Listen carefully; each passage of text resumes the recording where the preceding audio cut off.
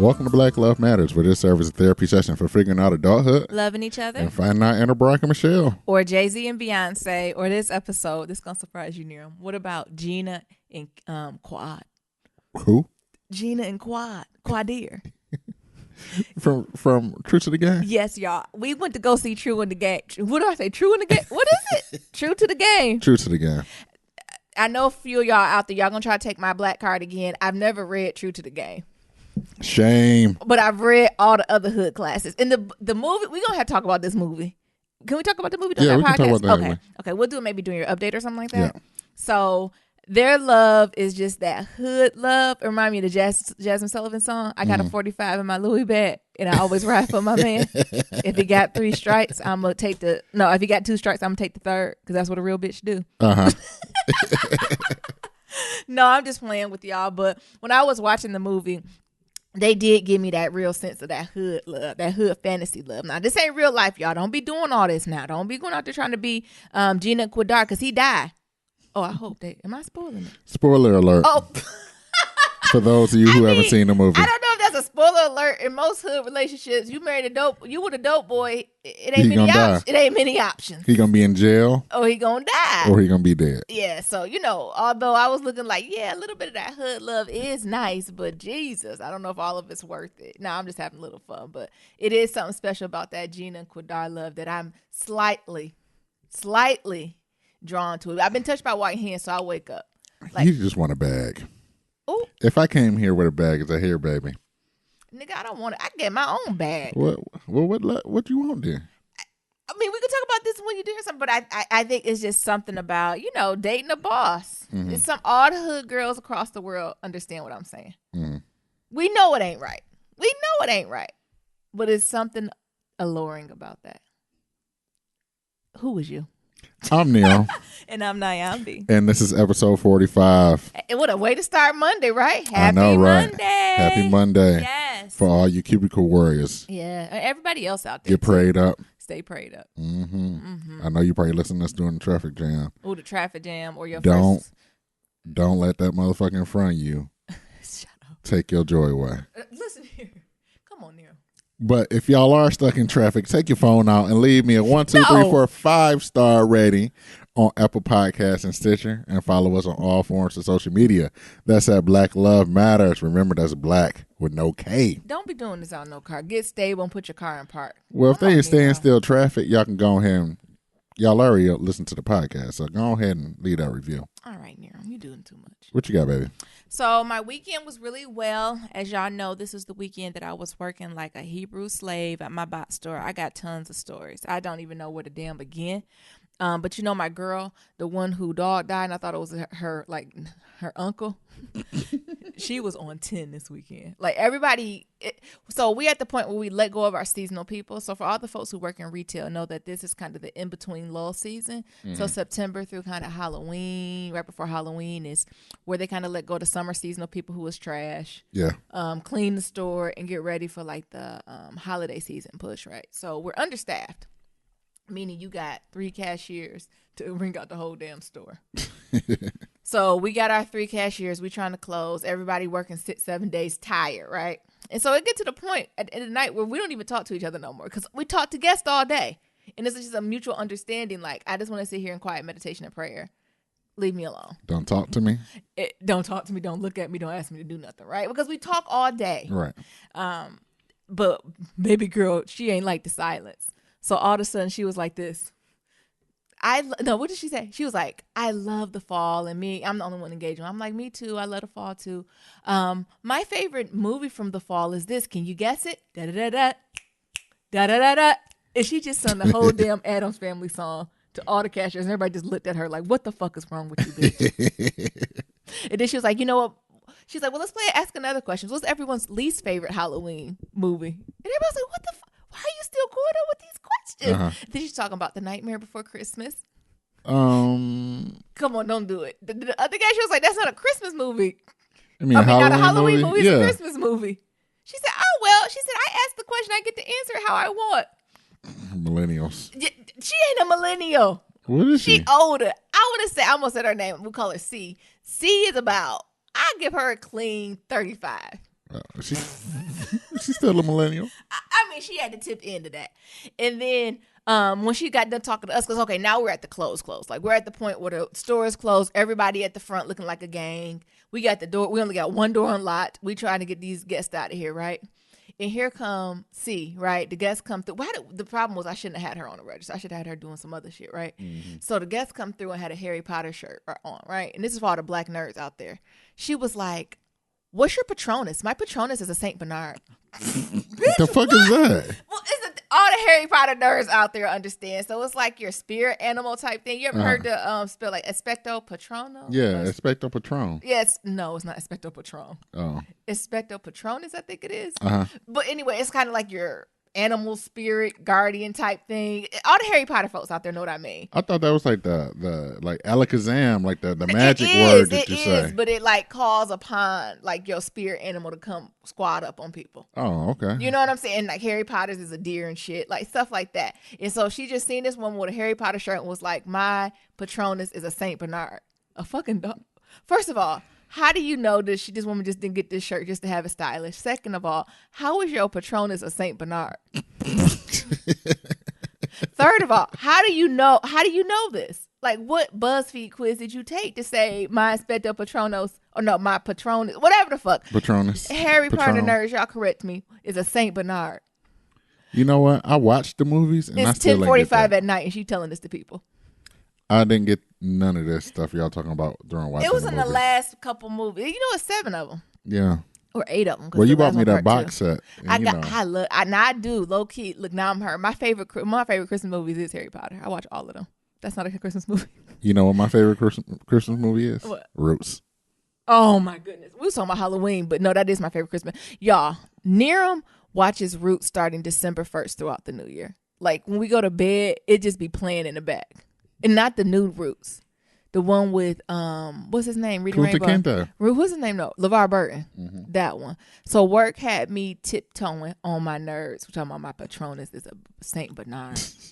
And then the guest looking at her like, "Bitch, what?" Oh. Thank you. Like, what do you do how do you respond to that? I don't know. Because that's not just something you know. Well, it's not real, first of all. Harry Potter is make-believe. No. Like, that's all, like, it's not even a conversation you could be like, "Oh, well, my Patronus is a pug." Like, what are you going to say? It's a pit bull. Like, it's not real. Uh-huh. And then lastly, we're surrounded by a lot of colleges. So a lot of the broke-ass college kids come and buy, like, Cheerios and oranges and gummy bears because they don't got shit else to do. So we had these lines where it'd be like busloads of 50, 60 kids at a time just come all in with their broke ass, right? I don't have no problem with that. I understand when you was undergrad, you needed shit to do, right? Just don't tear up the damn store. And they all want to come to self-checkout. I said, we got people who willing to help y'all ring out, but they all in line. I said, well, wait your monkey asses in line. So one of them needed help. So I went over there and they had a debit card. I was like, "Oh, you just need to put in your PIN, right?" And they was like, "I did." I said, oh, I see what happened. You must have missed the number. It's only 3 here. And she was like, "Oh, no, that's right." I was like, "No, you need another number." She was like, "Oh, my PIN is special. I only need 3. Oh. Bitch, where? I was like, "Are you missing a 0 somewhere?" And then I just had to play. One of my other colleagues, they was like, "Just tell her to call the number on back of her card." I said, "But no, someone needs to educate this baby that there are 4-digit PIN at minimum." I've seen them more than 4 digits, but I have not seen a debit credit card with anything less than a 4-digit PIN. Have you? No. Was I going? And then my colleague, they whispered, man, they was like, "Just tell them to call the back of the card. Don't argue with them now." I wouldn't. I wasn't going to argue, but I was going to educate her. And tell them to reset their PIN, and it's going to take 3 to 5 business days. So let me take these Cheerios. Because you ain't getting them. You ain't getting them tonight. No. And then, or just them not. Did the babies just don't understand it? Like, another cashier called me over to the register because the girl was confused about when the money was going to be taken out. And the cashier was like, "When did we take this money?" I was like, "Well, there's a hole instantly as soon as you swipe that card and press enter. Right. But your bank could take anywhere between an hour and 3 days to take it from you." Right. And guess what the girl said? "Well, can you just take the money out tomorrow?" Listen, this is not a bank. Listen, sis. Put back the gummy bears.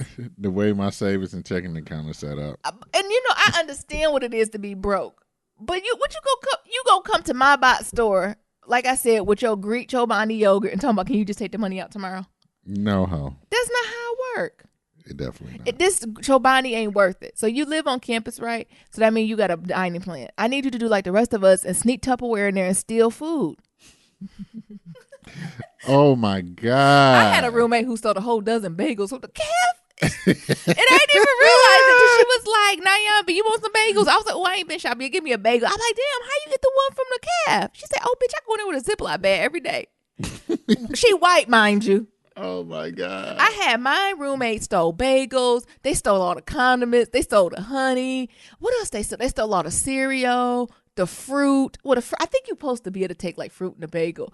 First of all, you could taste stuff from the dining commons, but I don't think you're supposed to take what we took. We took thick ass meals.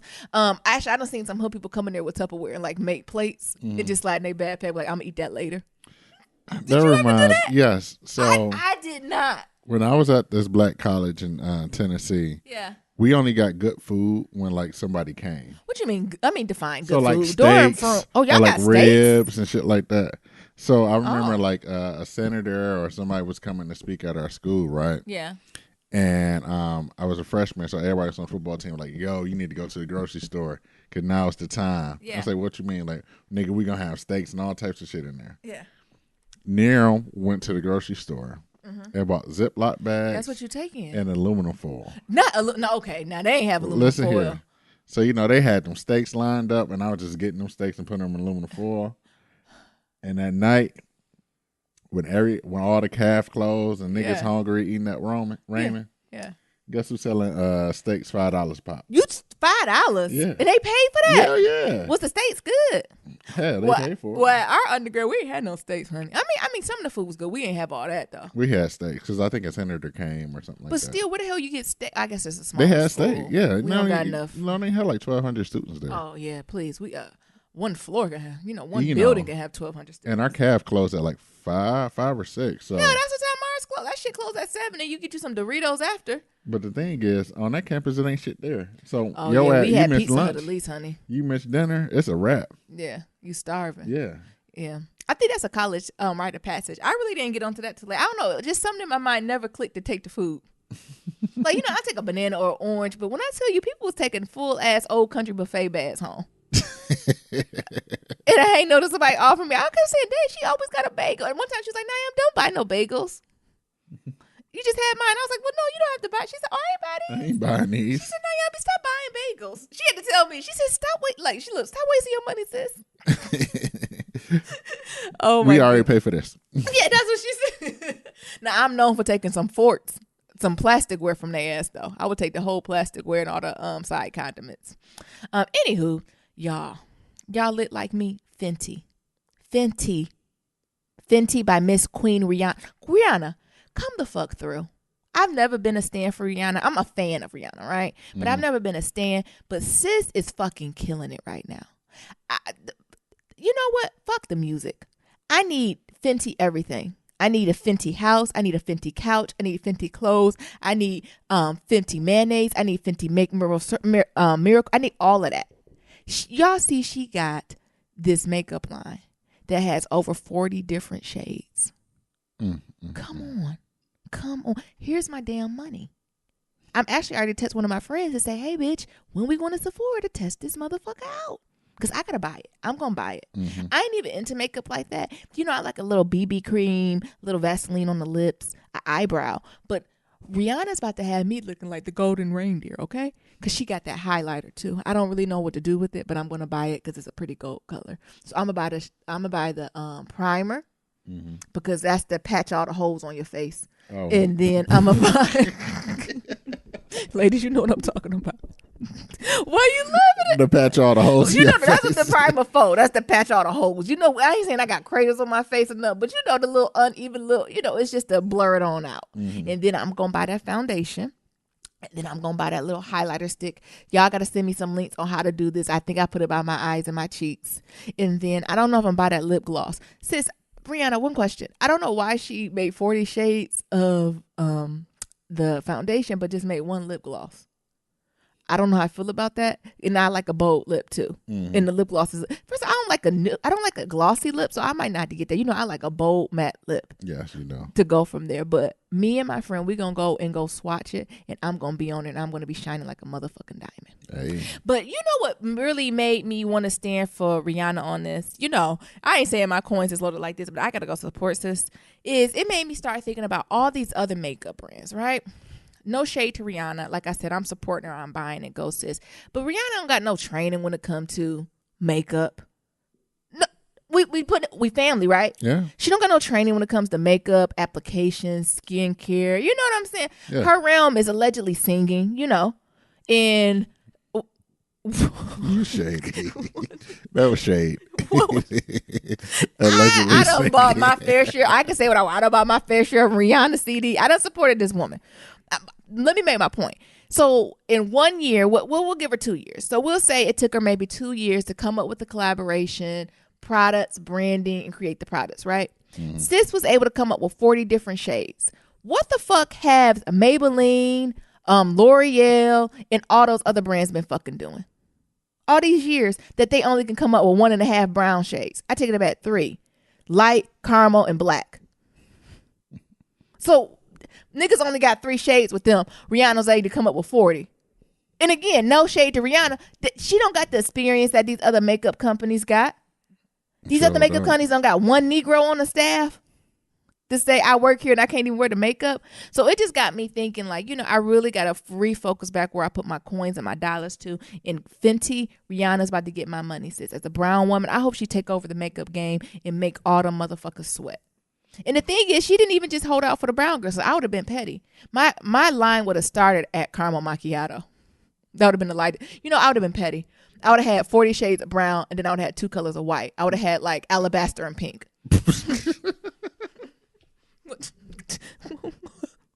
The colors would have been drywall and pink the pig. Just pick a color. That's what they do to us, though. Yeah. Do you know what I'm saying? Yeah.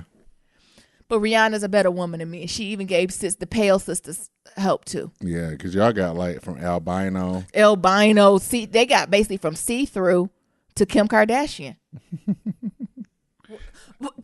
Hey. But that's what makeup's supposed to be. Yeah. It's supposed to be a diversity of shades, and not just shades. Again, I'm not a makeup guru or anything, but we have undertones. Mm-hmm. So we have yellow undertones, red undertones, blue undertones, green undertones. All that makes a difference when it comes out to put on your makeup. And Rihanna, like I said, this is not her craft. For her to say, we need a little bit more due diligence in this motherfucker. Mm-hmm. After I'm giving her max 2 years in the makeup game. And Maybelline, L'Oreal, fill in the blank, been doing this shit since at least 100 years. Yeah, and they ain't think to do this. And it's a fucking lie if you say that black women not into makeup. Have you not seen Instagram? Instagram hoes. Have you not seen the video vids? We've been doing this shit since the beginning of time. Come on. Have you seen Instagram hoes? All that makeup on their face. You can just scrape it off. But then I'm thinking on the other side, what are the black, I support the other black beauty brands. I know Iman, the model, has one. Fashion Fair, fuck, they ain't been in style for 15 years with all that cakey shit. Giving funeral home realness. Where are we supposed to go? Mac. Mac be here to miss. Mac will make you look like you going to see the Lord, okay? If you put on too much Mac, you would look like you are casket sharp, okay? It would look like this is your home. It would look like your homegoing service. Okay? Do you? And sisters be thinking they killing it. So you got a dad face. Not a poor in sight. But oh my God. They look, what they call it? You got a face. Open casket sharp. What Ricky Smiley say? Open casket sharp, honey. You got a face for a funeral. And I got MAC products, but you got to watch some of I'm going to foundations. Usually lipstick shadows, fine. We can work with that. Give us some liner. We can work with the lightest nudes, right? But when it comes to foundation, that's hard. Yeah. You hit that flash on, you look like Casper the Ghost. But anywho, just shout out to Rihanna. And I wasn't even saying that shit to be shady. I was saying the shit to put it in context. Mm-hmm. And that she was able to do all this stuff and her formal training is singing. And she was able to do this. What the fuck is the excuse for these other products? And I think the fucked up part is that most of those companies, Maybelline, L'Oreal, they're all owned by a larger company. Yes. So they just don't give a fuck, period. They just don't give a fuck. But the thing is, there's also celebrity. I could say just getting their money too. Just because you put Queen Collection on it don't mean that it represents all us Nubian queens. Them still ain't enough.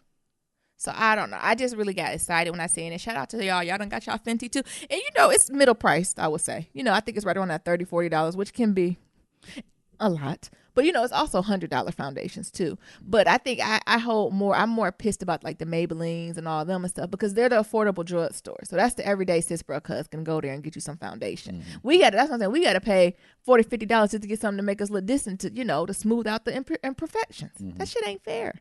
It ain't. But shout out to her. I'm excited. I'll let y'all know how I go because I'm going to buy some this week when my friend get a little time. It's actually my friend who just had the baby. I said, girl, we just going to go play in Sephora. And we just going to come home beat. I would like to try Fenty, please. Exactly. I told her we almost should make an appointment to get our makeup done. Yeah. It'd be like, we only want Fenty. I want only Fenty products. Look, not only Fenty products. I want all the Fenty products. Give me everything. Just on my face. Man, what would you like to buy? Just the foundation. The last thing is, I know y'all know Niram gave me the book Think Rich, Grow Rich. What is it called? Think and Grow Rich, baby. I'm gonna start that. I haven't started it yet. I'm gonna probably start on Tuesday or Wednesday, so I can give y'all an update by Friday. But I also started this Audible book, The Subtle Art of Not Giving a Fuck, and it's pretty damn good. It's pretty good.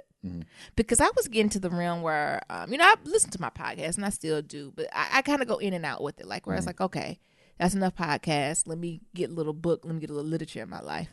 And I put that on and it was insightful. Just kind of their perspectives and their ideas of giving a fuck. So I think when I first took it from face value, it was like, oh, don't give a fuck about nothing, be indifferent, right? But that's totally the opposite. So I like how you explained it, Niram. How did you take when they said the title of it? Or how do you interpret the kind of the subtle art of not giving a fuck?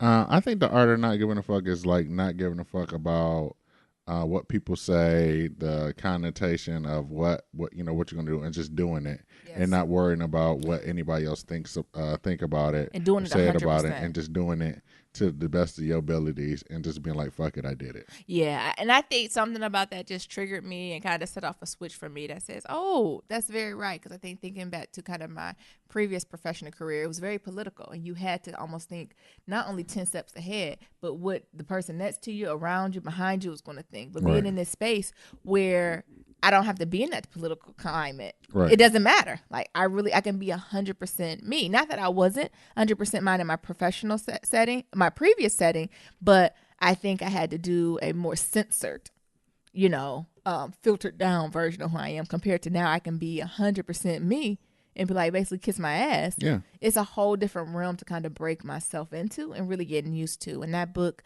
spoke to me on that. And also it is this idea of where they were talking about what makes you happy or what do you want out of life? And it was like, basically people say the same bullshit. I want to be happy. I want to be full of joy. I want to have kids. I want to do blah, blah, blah. And Arthur was like, that's generic. That's bullshit. That's not how life works. If it was that simple, everybody would have it, peace on earth, all that good stuff. But what he was saying, this art of happiness really kind of comes through the skill of problem solving.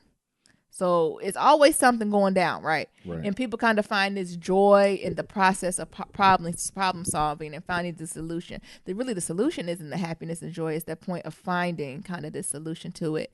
And what he then flipped it to is what you really should think about when you want what you want out of life is what pain are you willing to endure?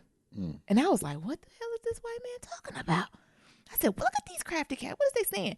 But the idea of, so you say you want a happy life or you want a successful, healthy life. Just take health, for example. So if you want a healthy life, there's certain sacrifices and pain you have to go through to get that, right? Like go vegan? Okay. So go vegan, maybe cutting back on your Popeyes, saying yes to kale, saying no to, cake. Yes, that should be a shirt. Say yes to kale and no to cake. Or flip it, like when you're working out. That's physical. Like, to get to peak body potential, you're not casually just walking on a treadmill. You can walk for days and days. You're not going to get that six pack. Do you know what I'm saying? Mm-hmm. So, again, thinking about what you're willing to go to. If you want to be super, super successful in your field, are you willing to give up that time that you have to invest in your career and not invest in other things to do it? So, I thought that was really interesting. And then the last point he made was also in life, you can't have a life without problems. So, instead of trying to avoid having problems in your life, you need to ask yourself or ask your grand architect to provide good problems for you.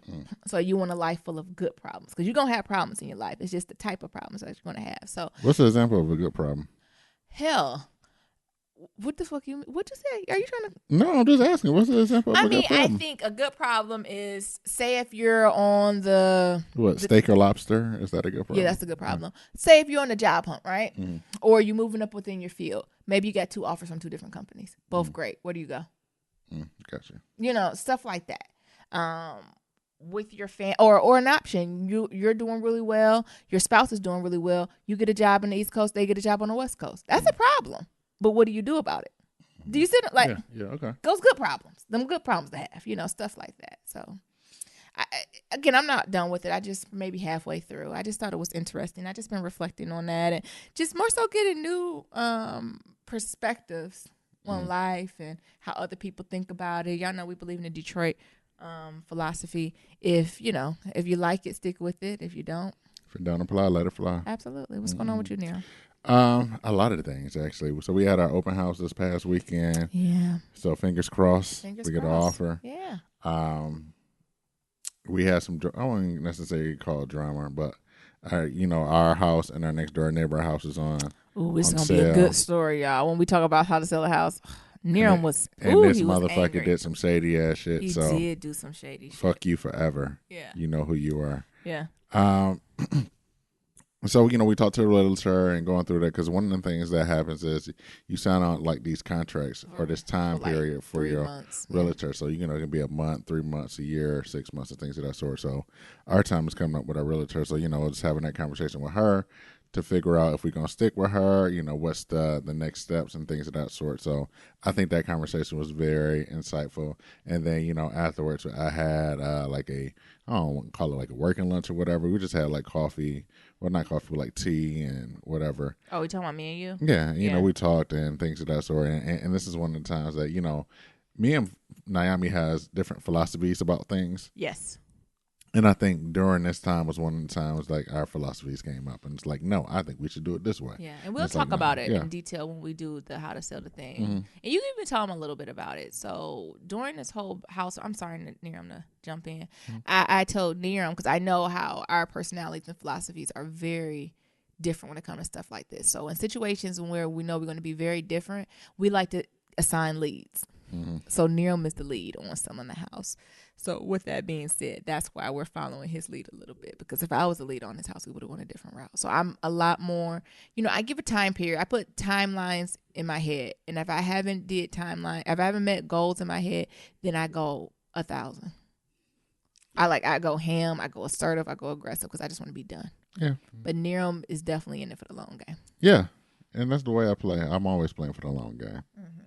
Because, going through and doing things, I won't even say out of desperation, but it's doing things haphazardly when you can just took your time a little bit longer and showed a little bit more patience, you would have got what you really wanted. Yeah. So, doing that. So after we, went through the open house, we had like a little picnic for the HOA to say like a goodbye to like one of the trustees. He's been here for a while. He's pretty much the cornerstone of the HOA, as I like to say. Mm-hmm. So I died. Oh, my God. Well, explain how the whole event went. So you would get there, and like we told y'all, like me and Naomi are the only brown faces. Youngest and the brownest. The youngest and the brownest in this condo complex. You would think that they would just only restrict like people like 50 and over. 50? I would say the average median age is like 65. Yeah, they old as fuck here, y'all. It should be like a 55 and older committee. And, they be loving us. They might when we leave.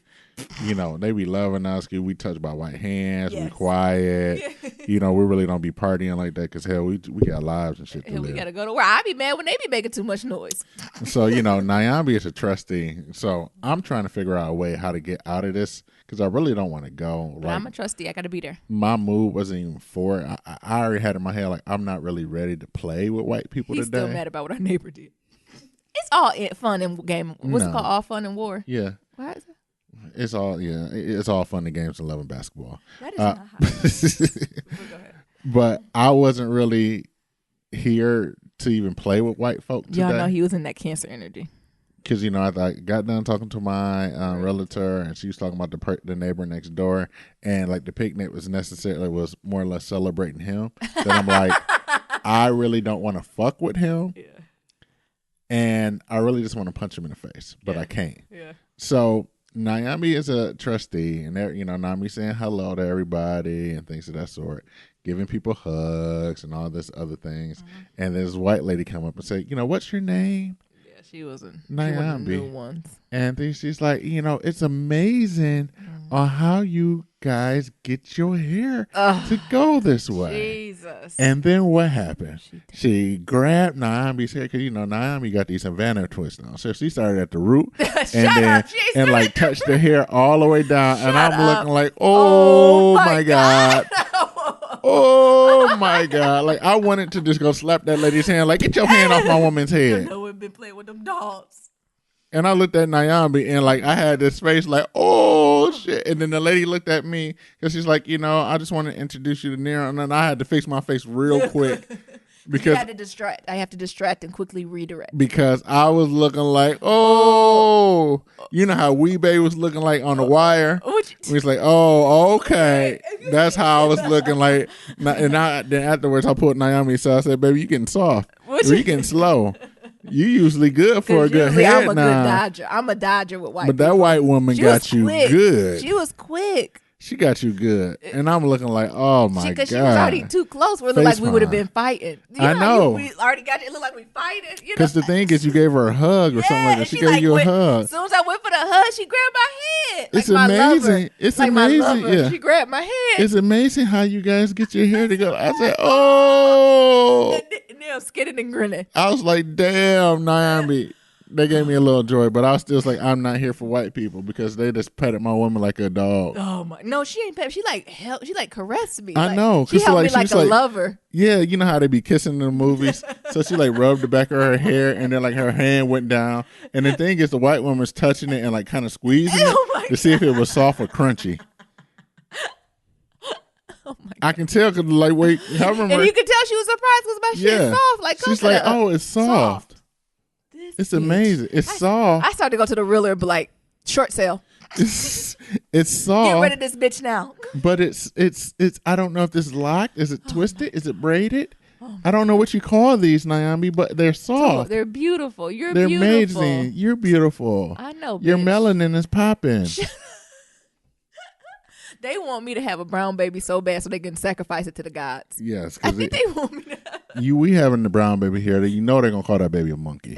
Because you know white people is good for calling babies little monkeys. Every time I see them, they be like, you going to have a baby?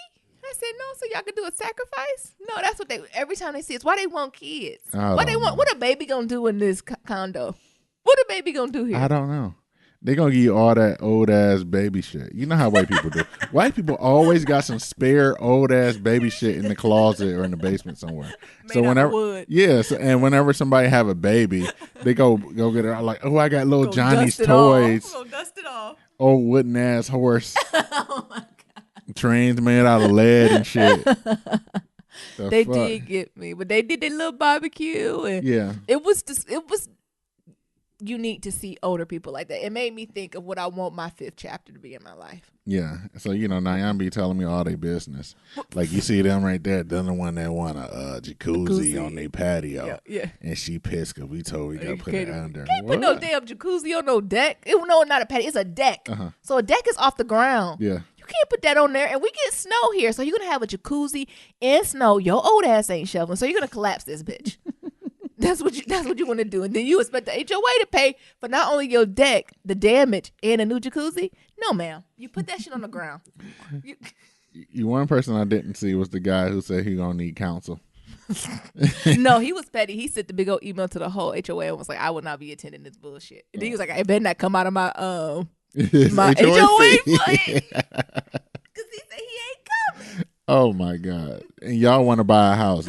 Y'all want a condo and shit. Y'all don't want this shit. Yeah. This shit is overrated. But it was nice. It was nice seeing them. And I think, like I said, we'll talk about this when we settle in the home. I think we were good for them. Mm-hmm. Does that make sense? Yeah. So I think no one else, even I think young brown couples would come to this community like hell to the no. Yeah. But I think now the community would be so much more open to having not only just brown couples, but younger couples. Because I think because of us, a couple of the younger folks moved in too. Yeah. Because I think our person who was the other trustee used to tell folks like, oh, we have a younger couple. Yes. Because in their before 30s. And we got a black couple too. We can't be racist because we got a black couple. So I think we were a selling point for us because now there's a few more younger folks that are moving in. And younger, we mean like 40s, 50s. But 38. How are we the selling point? To be like, oh, there is a younger community and this is what they do and da-da-da. But because when I mean they old, y'all, the oldest is probably, how old is, I don't want to say his name, but down the street. You remember the one who be walking with the Benz? 100. And that's the other thing. When I tell you they cars. This nigga got a Maserati and he's 100 years old sitting in this damn condo complex. We done paid his house off 20 times. These original homeowners, they bought these condos in the 80s. You know how long this been paid off? Almost 20 years.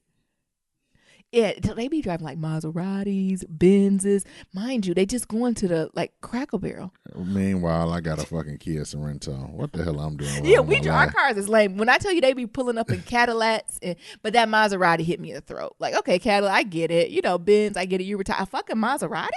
And this nigga can barely walk. You know how like the old people be doing like the tiptoe? It take him forever to get to the mailbox. Don't get behind him. If the wind blow a certain way, his ass is going down. No, but not his Maserati. But he be whipping that Maserati like Quad. And True to the Game.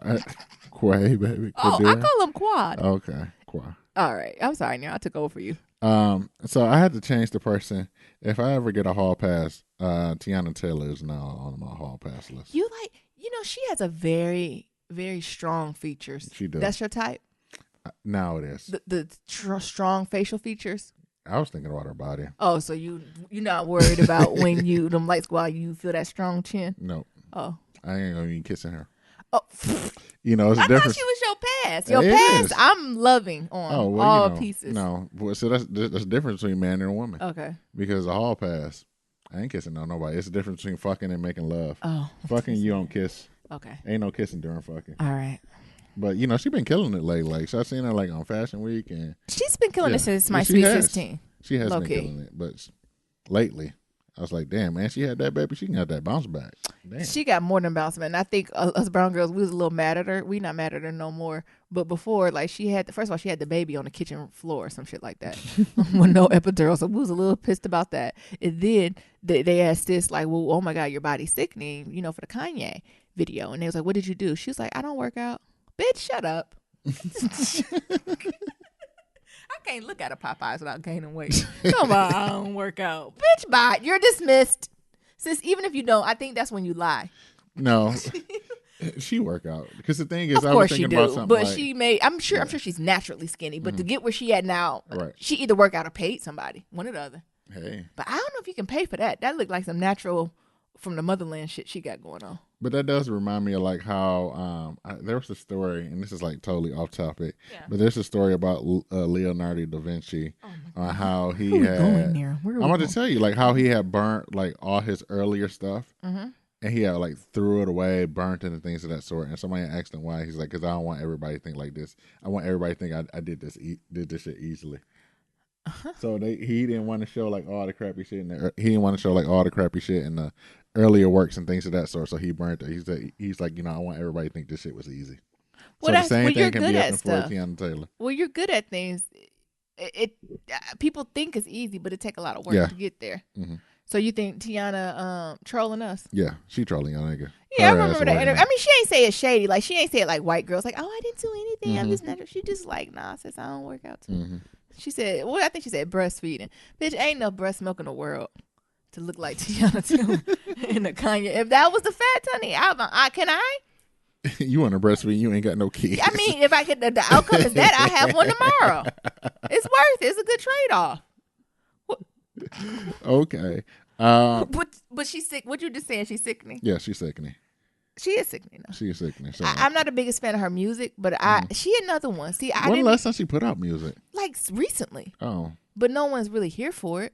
But she's almost like with Rihanna. Like actually Rihanna's music getting better. I need to stop being like that. Her music is getting better, but it's certain them brown girls. Like I know they're in the music industry, but I think they need to be doing something else. Like I want to see Rihanna go totally in the entrepreneur, business realm, beauty realm. Like I want her to go there, run there, and maybe do an album every 10 years, give us a tour or even 15, and that's it. Tiana Taylor is beautiful. Like I think she needs to stick in the beauty realm and the dancing realm. Like I don't need sis to say no more singing words. I just need her to dance, be beautiful, be a brand for that beautiful baby she got. Like that's what I want her to do. Same for Sierra. Sis, we don't need no more goodies. We just need you to be beautiful. Yeah. Like some of them is just like Janelle Monáe tiptoeing on that too. She can sing, but it's just like I don't. You know what? But she has been killing in the acting. That's what I'm saying. That she should stay like there. I think acting is you. I think you're better. I think your talents are better suited there, and not to be shady. And it's not that you can't sing, but if we gotta, compare, I think your talents are more needed there. Yeah. That's just me though. I can dig it. I'm trying not to be shady. I know the Rihanna stand's probably gonna come for me. It's our podcast, and if they come for us. I'm not saying I don't like her. Their ass can't get blocked. The subtle art of what? Not giving. Not giving a fuck. We believe in keeping it real. Niram good for blocking the motherfucker. Surely will. But I'm trying to offend to y'all. I feel like I'm gonna tell y'all how I go to. Look, we're gonna do the same thing like the Black Love Dog. We don't talk about it no more. If it's trash, y'all ain't gonna hear another peep out of us, and that's how y'all know. But if it's good, I'm gonna tell y'all how me and my friend go. We gonna see if it's good or not. I'm gonna say that goes to anything. If we don't never bring it up no more, it's trash. Yeah.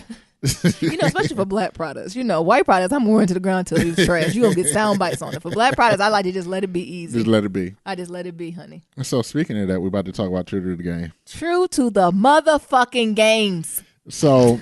With an S. I was surprised that because Nyambi, she prided herself on the queen of like reading all hood classics. All hood class. I'm the queen of reading and seeing all hood classics. Like she's like Sister Souljah. All of them. Everything. Yeah. Pick one. Nyambi's we talking about Horse Son. I still ain't even heard about that shit. So you got all these hood classics. Yeah.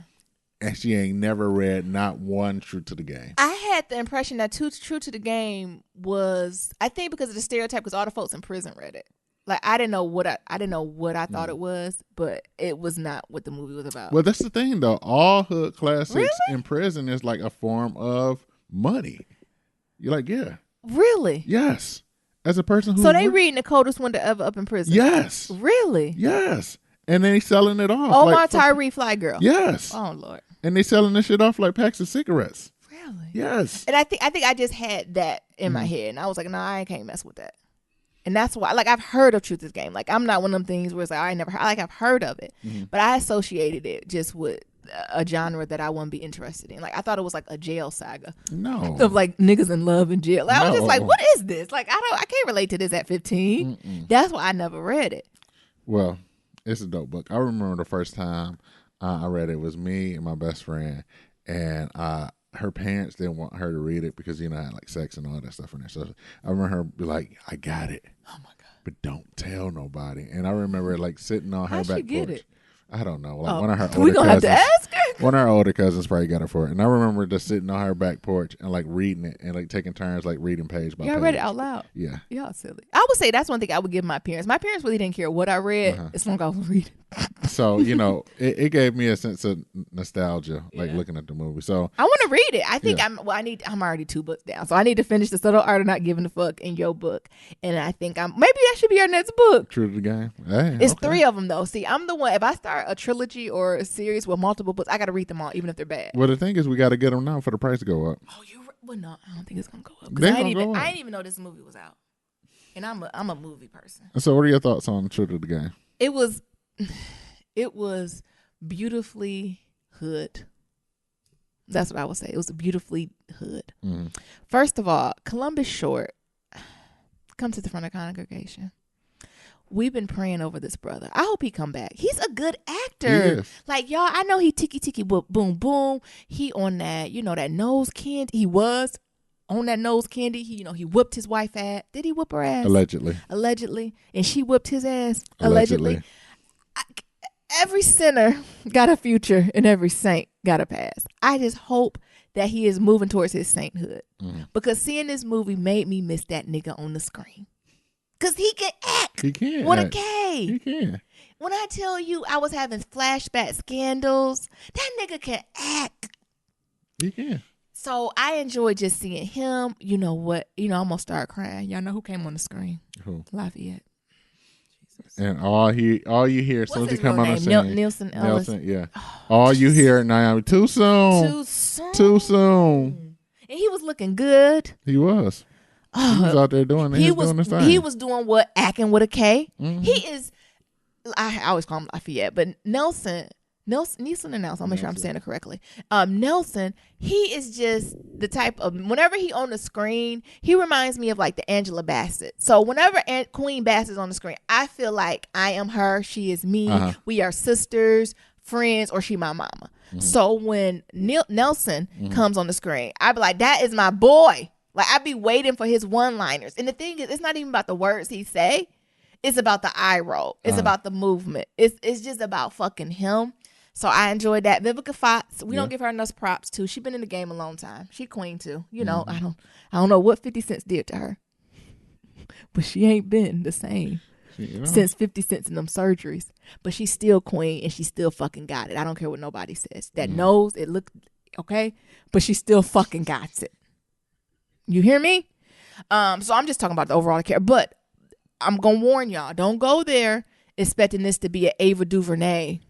Selma now. It ain't or giving you visuals now, niggas. You ain't gonna be getting that. That ain't this. This is, think of Cold Black with the helicopter. So not current Cold Black. So think of Cold Black Entertainment. Y'all remember when it come on and they be like with the helicopter and the flashing light with the scenery in the back? Yeah. And think of BET Lifetime PowerPoint editing. It kind of remind me of how the editing or like the transitions were for the Tupac movie. Yeah, like choppy. Yeah, very choppy. Unnecessary choppy. Acting's on point. Yeah. Acting was on point, but the editing was a little rough. But in a hood classic, you can look over those types of things. Yeah, you can. Does that make sense? So go in here looking for a hood classic. Y'all don't go in there looking for Miss DuVernay. Because, Miss DuVernay done spoiled us. I know she done spoiled me. So whenever I go into the movie, I want visuals, honey. I want the sun coming over the cornfields. I want my black glistening. I want a single tear. Ava taught me that. Ava taught me to find my light. Yeah. But don't be looking for the light in this one, okay? Sure. So that's just kind of like the big stuff. Oh, who else in there? What's that girl from the basketball, Drea? She played herself.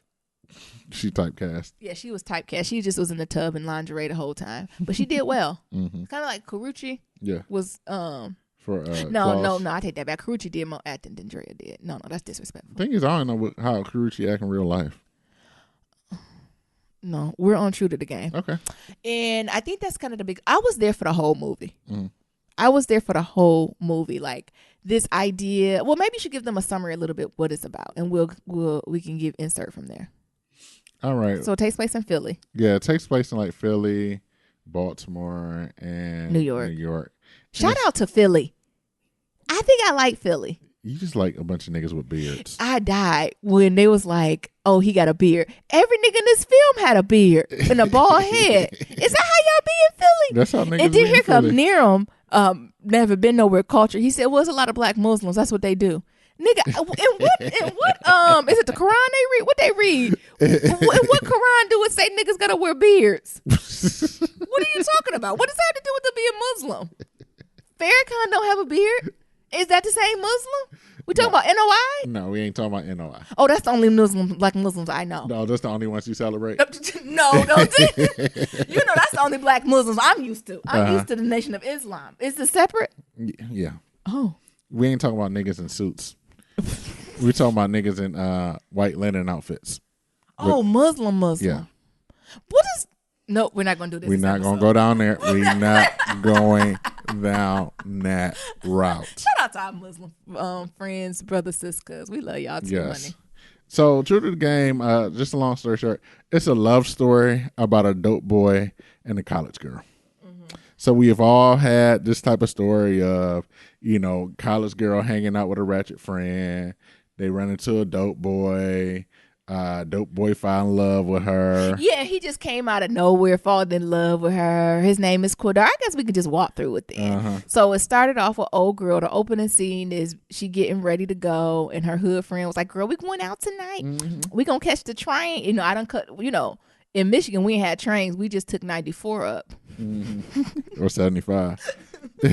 To where we needed to be. And they went to this club, and then his name, Quidar. Yeah. I guess that's kind of a Muslim name. We're going to call him Q. Okay. He pull up and see her, and he chasing her hard to get. That woman who played his love interest, she a 19 lie. I don't know what age they supposed to be. Sis looked 43 with 2 kids. She had like a Halle Berry cut, but she looked she was beautiful. Yeah. But she was not giving me 19. That was a hard ass 19. Okay. Yeah. And he was chasing her. Yep. So following on a bus, come eat at my restaurant. And, she had a previously bad relationship. Yeah, AKA she was with another dope boy. Yep. What'd he do? Whip her ass. Good. And then he got killed, I think. And then he got killed. She had a rough life. Her mama was a crackhead. And her oh my God, talk about this grandma. Her grandma was a past drug dealer. That's the story I want. I was like, is that true to the game too? What's the name of the grandma? Got. Oh shit. Gotta get. There you go. Gotta get. What's her name? Gotta get. Do y'all understand what I'm saying? Because I didn't understand what they said in the whole movie. Gotta get. Gotta get. Gotta get. So gotta get it. Gotta get. So gotta get, who in her 70s used to be a queen pin, but now she's saved by Jesus. Yeah. Where are we going with this story? Y'all see this as a hood classic. It's a hood classic. But Quaidar. Q. Shit, right. I can't say his name. He been in the game, so he like this huge pin. Think Ghost. Yeah, it don't just remind you this. So somebody need to get 50 cents to be like, he copied off True to the Game, because he talking about Empire copied off him. No, nigga, you done copied off True to the Game. Yeah, Q there was the first Ghost, but he bigger than Ghost though, because so he got multi-city type thing. Yeah. But the thing is, he tired of this life, like Ghost. He want to just have, kids and baseball games and track meets and eat collard greens with smoked turkey, not pork, and, just live life. And then it shows them courting and going through it. Like some of the scenes, I was just like, what is going on? Like one of the scenes, they was like walking down the beach in horses. And he was like, I didn't know you learned how to ride a horse so fast. Where the fuck she learned how to ride a horse living in Philly?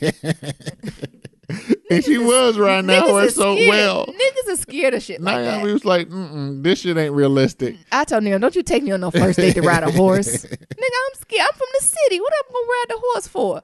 We got to ease into the horses. And so they did that. And then her friend, them getting shot. And then Nelson Lafayette played his brother, who was the fucking realest of the niggas of all, right? He was. So, we going back and forth. Of course, it's this young upcoming drug lord that's want to take off. He's ruthless. He got this other boy with a beard and this white girl with him, and they just killing niggas, like just for sport. Right? So think Dre, if Dre was a up and coming nigga, but wasn't on Ghost's team. Yeah, and had somebody else, and this white girl who lived in the suburbs who was just funneling all this money. Yeah. And they go through this whole drug battle thing. They kidnapped the girl, and Q get her back. But what was funny was Lafayette was his brother. He was like, "We gonna roll with me to go get her?" She said, "I ain't roll to get no bitch." And he was like, "What if it was your woman?" He said, "We done made a deal. You out for yourself. If you get kidnapped, you out. Every man for their damn self." Every man for themselves. I cracked up, but I had to think about it. When you in a game like that, it got to be like that. You got to have a fucking understanding. You can't find no love as a dope boy. No, but you could tell they cared about each other a lot. But it was this common understanding of just, bitch, if they get you, I'll make sure your family taken care of, and vice versa. And then in the end, eventually, I already know what happened. Q died. Q get killed. Right when he made it out, because he made some friends with some Latinos on the West Coast, and he was getting out that game. He was going to be legit with them. Yeah. But he ain't make it there, honey. And he proposed to her. And, and then he ain't have a good relationship with his mama. But for some fucking reason, his mama name on everything. Dummy. That's how hood niggas do it. But he only got a relationship where, see, you know what I'm going to call Gina out. She was stupid. This ain't hood love. This is ditzy girl love. She must be an extra from Awkward Black. I'm not Awkward Black or Insecure, right? Because you've been with not one but two. Yo, boys. And you this stupid. First of all, you not carrying nothing on you. No gun, no switchblade, no knife, no mace. And you ain't had enough sense to get your name on nothing. Sis, listen. Gina is a tale for all us ladies. You get with these niggas, get your name on some of this shit. Everything they give you, put 20% away. I would have stacked my fucking money to the side, right? Mm-hmm. So at the end, I was thinking like, oh, sis, you ain't played this good enough. And I think also that's my mind. I'm about to be the queen pin. You ain't, like, she was naive. Mm-hmm. Like, he like, oh, I'm about to go, there was a fire at the restaurant. I'm going to put it out. And she was talking with the other girl. She's like, bitch, ain't no fires. They about to kill somebody. Right. I was like, sis, where you been? Sis, where you been? So I didn't like how he kind of hid that from her. Like, maybe that was what he was attracted to, but I couldn't, necessarily do that. And at the end, of course, his mama kicked her the fuck out and said, you can't have this house, you can't have no money, sis, go back to your grandma. Then the grandma got mad at her because she was depressed, and the grandma was like, pray about it, do better, bitch. And then at the end, she remembered he gave him like this code, and she got this apartment, and that's where it ended and started over. What got me is they still didn't find a nigga who was killing everybody like Freddy Krueger. He wandered in the streets. And then I read ahead, I guess that's what True to the Game Part 2 about. Getting that other nigga with the beard. Oh, you don't know what happened? No. Want me to just give you a snippet? Yeah. She falls in love with this guy named Jay. Bye. That nigga who killed everybody because she's stupid. She falls on the nigga. She never falls asked in love him. with a nigga named Jay. So you telling me she never went to his brother, or none of his crew to be like, who the fuck was this nigga? See, that's how that would have been a Nyambi show, because I would have been Nyambi, queen pin of the Congo. That would have been my street name. And I'd be like, y'all niggas ain't taking over. I'm taking over. I'm the queen of the South. Queen of the North. So I don't know what happened to True to the Game 3, but that's True to the Game 2. Spoiler so this dummy then gonna go. Yeah, because she don't know what Jarrell looks like. You see what I'm saying? That stupid shit. And Jarrell know what she looked like. Of course because he his does. ass is going out for blood. He wanna kill all of. Yeah, he hateful people. On the inside. He wanna kill everybody. So she is so he dumb. gets in a relationship with her, and she falls in love with him. Did he ever fall in love with her? No. Of course not. No. So as a person who has read the book, I'm sorry, I took over that. Yeah, you did.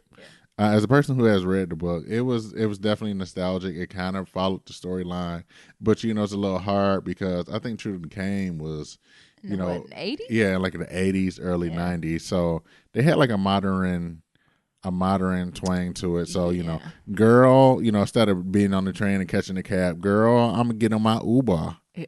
Or she was a blogger. She didn't write. I have another confession. This might take my black card. It might be, look, Sir Jeffrey, my black card might be on hold for 3 months. You know what else the fuck I can't stand? What? I can't stand no spoken word. God damn it. And I guess sis did like spoken word in the middle of the movie. I was like, get to the point, sis. Shut the fuck up.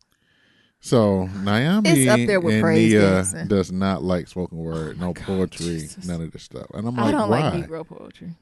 Unless it's Langston Hughes, honey. I can't stand. I don't know what y'all niggas be talking about. Okay. So back to the recap. Like, what are they talking I really think it. It was Jill definitely. Scott do it. I'm like, what is she talking about? Thank you, baby. It was very nostalgic to go through the story and follow the storyline, even though they had like a modern day twist to it. Yeah. Truthfully, they didn't have to have like the modern day twist. They didn't. I would have liked the throwback. I truthfully would. Yeah, I would have loved for them just to have the throwback of it versus like, oh, I'm getting this Uber or like cell phone, cell phones. Forced. Yeah, it was all that stuff was kind of forced. Oh, and the editing. Tell them about I think we said the editing transitions was bad, but they had it like where they were supposed to be taking a picture and you literally just seen the dial tone, like the screen was wrong. It wasn't on the camera. Yeah. Or they had a scene where they were putting the food. They put the food in the freezer. In the freezer. Is she getting Alzheimer's? Why y'all putting these hot ass greens in this Tupperware in the freezer? That's what going to foot. That's what going in the fridge. Trick I don't know about. Them greens is hot as hell. That's what I said. You asking for some E. coli, some botulism. You put them hot ass food right in the fridge like that. So it was those type of things that happened in the movie that you was like, wait a minute. But the soundtrack was banging. Yeah. It was. You just have to go in thinking hood classic. Yes. It definitely could have been a Netflix original or a BET original. But the acting was there. The acting was off the hook. I think the the transitions, because it's almost like every scene you could have had like every scene by itself, like a 10-minute like interaction, and then it fades, and then it's like car rolls up, and then you have like another dialogue, and then it fades again, and then it keeps going. It keeps going through that. So I feel like personally, it didn't have the flow because it was a little choppily, and it just didn't have that transition like what you need. So kind of like the Tupac movie. Like I feel like some of the things in the Tupac movie, Tupac rapping and then it fades, and then it'd be like Tupac and Death Row. He having a conversation with Suge Knight. It didn't fade again. Yeah. But it was a good, like, go see it, y'all. Like, but go in the mind again. That is hood classic. Like, be ready. Like, I snuck some wine in. Like, just go there with your little taste. Get a couple swigs. You're going to be talking to the screen. Yes, y'all are. And also, there's a white girl in there who got on my motherfucking nerves, but she get what she going to get out there. Was there a white girl in the book? Yeah. Really? I think it was a white girl. Oh, this is brilliant then if this book came out back then in the 80s. I think the white girl was in the book. Oh, you're right. This is a beautiful piece of literature. Don't quote me on that, but I do think there was a... If that white girl was in the original... Oh, this is brilliant. Mm-hmm. And then what Q asked her, why are you so fascinated with niggas? I almost hit the ground because it's some white folks. I want to ask, why are you so fascinated with niggas? Okay, y'all. Slight derail. I had to work super, super late one day this week, and I was working with a colleague, and they were, asking questions about me, and I was like, no, I have someone. They said, oh, let me see a picture of your partner. I'm like, oh, here you go. And you know what this bitch told me? I love black men. I said, bitch, I'm not a madam. I don't know what you want me to do with that. Like, what is with white women? What that mouth do, though? I never would go to anyone, even though the black girl, I guess I do say I love black men, but I never would go to like an Asian woman and be like, can I see you and your family? Oh, y'all are beautiful. By the way, I love Asian man. What? Sis, what context does that make? Meanwhile, she dating a white man. Yeah, not dating, engaged. Oh. Because that's her side job. She saved money for a wedding. Well, she just like black penis. That's what I wanted to say. You know what? I'm going to put a pin note in this, and I'll talk about my update on Friday because it was a deeper conversation to this. Okay. Because she was like, I always liked them, but they never liked me. And then other coworkers, why didn't they like you? I said, I have to go. Because this conversation went left field from my work. One of my coworkers had just broke up with her boyfriend, and she broke up with him because she said she wasn't sexually satisfied. The coworker asked why she wasn't sexually satisfied. She said he had a micro penis. Come again? Wednesday, y'all. I'm putting a pin in this, and I'm gonna tell you the whole micro penis, like a clitoris. Yeah, to the point. And then the coworker again. Well, this is the coworker. Well, you shouldn't just break up with someone to have a micro penis. Like he can still have sex with you. Like that's me. She was like, yeah, we had sex, but he always wanted to use a strap on, and I didn't like that. Oh. We are at work. We are at work. We're not at Applebee's. We're not at Fridays. We're not at Happy Hour. We are at work. And I didn't even stop because I was interested. But this is me looking. Do you have anything else for Truth of the Game? It's good. Go see it. Lafayette played the fuck out of it. It was too soon. Shout out to Philly. It is something. Look, I'm the white one. It is something about a black man with a beard that was kind of hot. Do all the niggas in Philly look like that? Yeah. Shout out to Philly. Shout out to y'all. Just shout out to well dressed. You know what else I'll give and I'll let it go? This movie had a lot of well dressed black men. Mm-hmm. The girls had a lot of Instagram boutique ready outfits, but the men were very, very well dressed. Did you notice that now? Yeah, niggas was fly. Yeah. Like, do y'all? The fashion was cool. Do y'all men don't have Instagram boutiques? I don't know. Where do men shop? Like, do y'all go to I don't know. Where do men do their shopping? K&G. Like, I'm saying, shut up. Macy's. Do men? They really shop? Y'all shop at Macy's? Some dudes do. Niggas who can. Like, who do niggas in the movie shop at? Oh, I don't know. Fashion Nova. Shut up. I don't know what's the man's version. Nerum is being shady. What's the man's version for Fashion Nova? But they were just very well dressed. Yeah, they were. Does that make sense? Yeah. Like I've never seen dope boys so like, and everyone across the board was just very well dressed. Like just overall, like, I got to give a shout out to that. The women were all right, but the men, I'm talking about from their beards was just so they lineups. And I'm not even a beard girl, but I was like, damn, what they do to the beard? One scene though, Columbus Short, like his beard was filled in with a little pencil. Yeah, maybe that was a early filming. He had that safari. Oh. You know how that Safari hairline? He had that for his beard. It was like it's the first day of filming, or maybe it was like they had to reshoot the scene, and he Yeah. already had cut his beard. Yeah. And he had to go back and Because make it a was just beard. drawed in. I was like, damn. What is that? I was like, they should have did more editing, or they should have had a mask on. But the men, when I tell you they was sugar sharp, they was I've never, even the dope hood on the corner, they was dressed fly. So just shout out to them. That's all I got. That's all you got. Yeah. Go see it, y'all. It was a good movie. We don't have a black love story today, but Wednesday we have a good Wednesday we do have one. Yeah, I'm very excited about it. Yes. But if y'all want to submit y'all's, go to blacklovematters.com/love story to submit your story, and we definitely shout y'all out. We got a couple more. We got a couple in the hopper, but definitely show y'all love. We want to see it. If y'all been dating for 2 weeks. Nah. No. You know what? No. Whatever you define as your love, send it. You And know what? I'm being also, funny. if y'all want to nominate somebody, you got your uncle, your grandma, and whoever been dating long. Dating or being together, committed to each other, however. Yeah. Shout them out too. Yeah. Just get a little blurb and put it on there, and we'll definitely shout them out. Yeah, baby. You want to roll into some pillow talk? Sure. Yeah. So one of the things I just want to mention, and I guess the reason why I put this in for our black love, not our black love, but for our pillow talk, is because finances, you can't have romance without finance. No finance equals no romance. I agree. So for those of you who've been living on a rock, or I also feel like it hasn't been in the news, Equifax got hacked. That's some bullshit. So, for those of you who don't know what Equifax is like one of the top 3 credit reporting agencies. So they released a statement over the weekend talking about their database. The company database was breached through vulnerability in their website, and they got exposing personal information for about 143 million people. That's crazy. And this also includes like people in the UK and things of that sort. That is crazy. And, and they think that the hack happened sometime between mid-May and July. We in September. Yeah. Excuse me. But they found out that vegan. It is. But they found out about the hack around like July 29th. But they didn't tell anyone until September 7th. Get the fuck out of here. So some of the things that they got was names, social security numbers, birth dates, addresses, driver's license numbers. Jesus, everything. They got credit card numbers for certain people. Wow. All types of personal identifying stuff. And I think one of the things that's fucked up about it is that before it went public, because crafty crackers are crafty.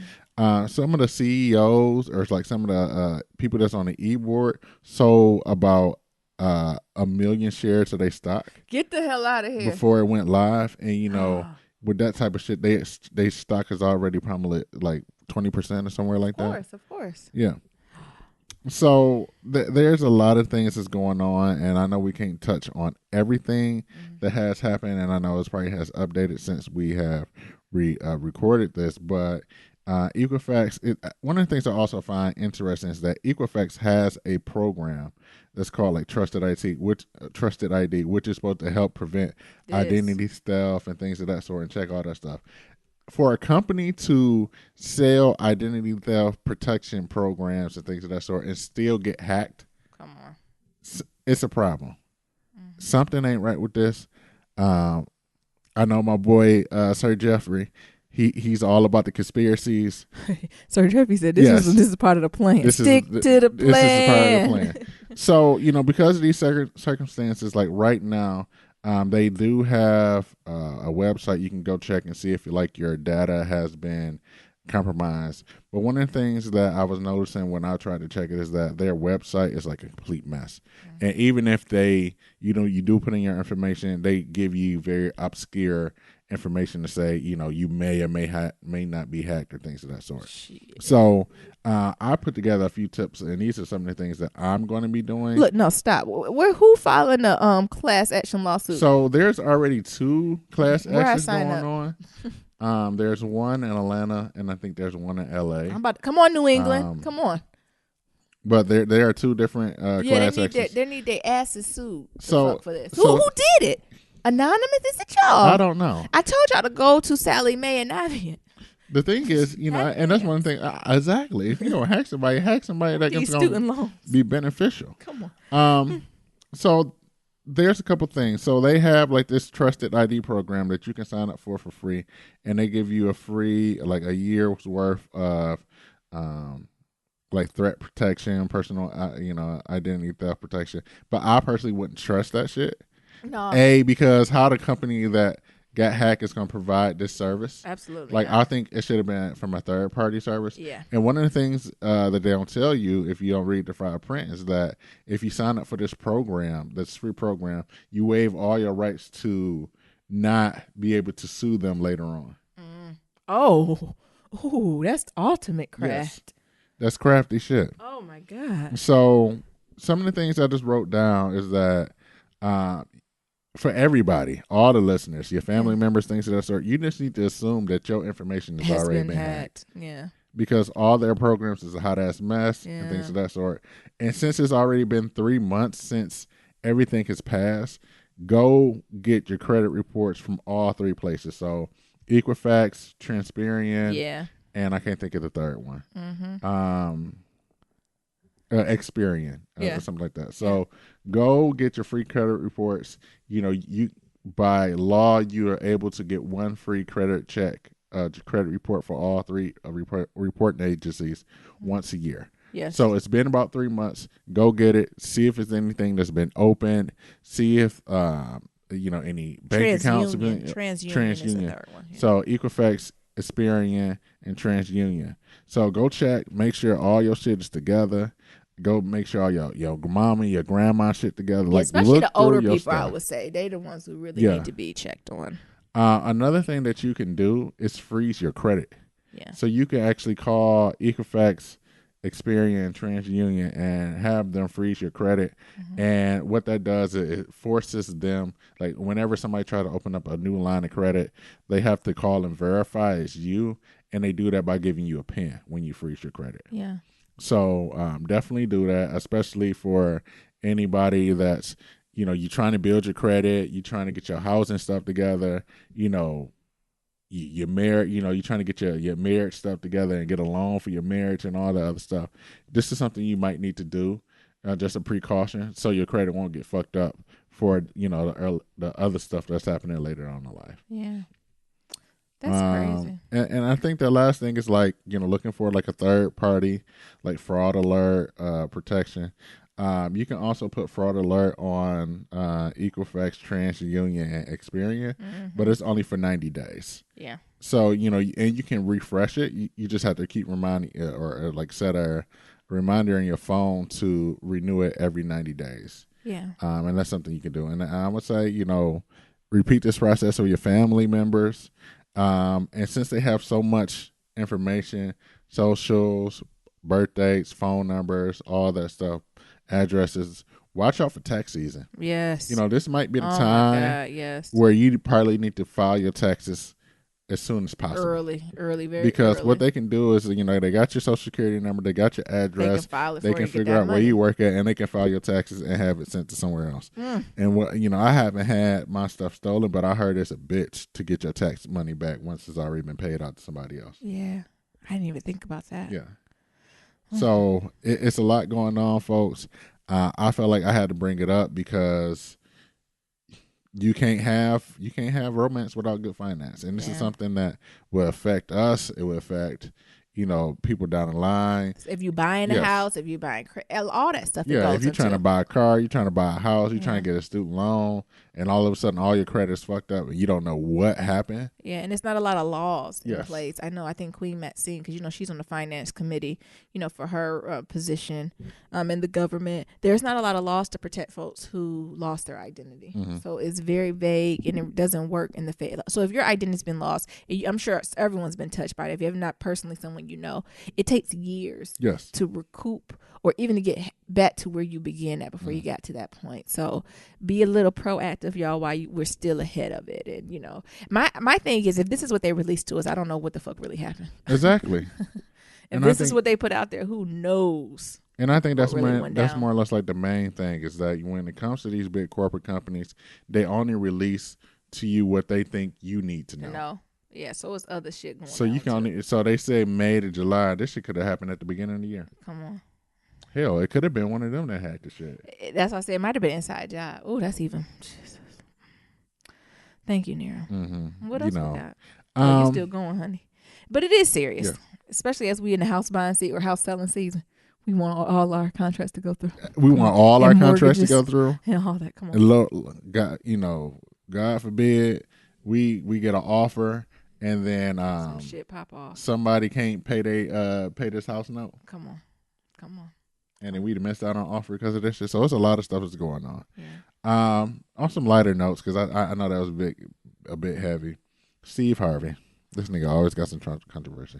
So I guess he had like an interview and he was talking about his wife told him to skip the Trump meeting and he should listen. He should have listened because the backlash was so hard. Jesus, duh. That's what I was saying. We told you, Steve, this shit was stupid. Well, I'm glad at least we know Marjorie got some sense. Yeah. I guess the thing don't go with women with light eyes. They got sense. Well, it's always the women that back you up or let your ass know. I even think about like Michael Vick's wife. Yeah. Why the fuck you say that shit? Stupid as fuck. Like even if like I understood what Steve Harvey was trying to say, like okay, let's try to mend fences, talk. But nigga, that ain't your job. You host the pageant, honey. You host Family Feud. Right. Stay in your lane. Mm-hmm. It's plenty of black congressmen. Like that's something he ain't getting nobody advice. He couldn't send his publicist couldn't send a text to any Lewis or any of them at saying to be like, "Hey, sis, bruh, y'all think this is a good idea?" And I guarantee you they would have been like, "No." Reach out to the Congressional Black Caucus. This is why we have them. Ask for some feedback. Don't go in this bitch alone.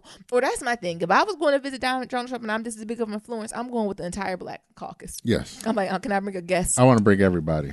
Because I want people to know that I'm not the coon motherfucker. Because the thing is, every black person who has, went along and supported Donald Trump in some way, their ass has been dragged. And I know Chris Michelle is your homegirl. She was. She was your homegirl, but now you can't even support her. Not like I used to. If her song come on, I listen to it, but I don't be lit like I used to. Like I used to look for sis and her do her little concerts. I used to watch her. I used to really, really support her, but I was like, oh, yeah, you should love Chris Michelle. I don't like to give people my money who mismanage their money and time, and that's obviously what she does. So she mismanages her time. She has bad critical thinking skills. Whenever Steve Harvey TV shows come on Hulu, I just go ahead and turn it off. Yeah, I can't even because usually I can't support him. Not that I'm not really into that shit that funded on but it's background TV for when I'm cooking or I'm cleaning, just so Brooke can get the views. Yeah. But I'm not pressed like I used to be. And that's the thing, like I can't support nobody who's supporting Trump. Hell no, not the shit he going. But not knowingly. But I'm glad to know that Marjorie was like she probably said go ahead and tell people because they come to me. Marjorie is a real one. She said no, don't go see that. I don't care how good he meeting. You gotta it goes back to this idea of loyalty too. You got loyalty to your people, honey. So, niggas, we gotta have this conversation. We is too forgiving sometimes. Like we're too forgiving. We always trying to be the peacemaker and some shit. Like sometimes you gotta see like what's it called? The subtle art of not giving a fuck. The man said in the book, you only get so many fucks in this lifetime, and everybody don't deserve them. Donald Trump don't deserve no fucks. Nope. So you say no, thank you. Because his ass ain't giving no fucks either. That's what I'm saying. His ass ain't giving no fucks about us. Maybe it's that we don't forgive. We give too many fucks. Mm-hmm. We need to stop giving a fuck about some shit. Jesus. Yeah. Moving on. Did you say now you like Nyambi next? Moving on. Spike Lee and Jordan Peele will join forces for a KKK thriller. Wait, is Jordan Peele the one who did Get Out? Yes. Okay, good. For what? For a KKK thriller. So pause. Spike Lee. Yeah. I'm not gonna lose my black card. Spike Lee's king. He has some classics, but Spike Lee, every 3 movies Spike Lee does is good. I'm not going to let you talk about Spike like that. I'm amongst friends. White people, he can do no wrong. White people, every one of his films, if I'm for a group of white people, every one of his films should have won movie of the year. Amongst Negroes, every 3 movies are good. Go ahead, finish the story. So they got a film. I'm a little nervous. Yeah, they got a film, and I think it's called like Black Klansman or something like that. I don't know. And Spike Lee gonna be the director and producer, and Jordan Peele is gonna co-produce it.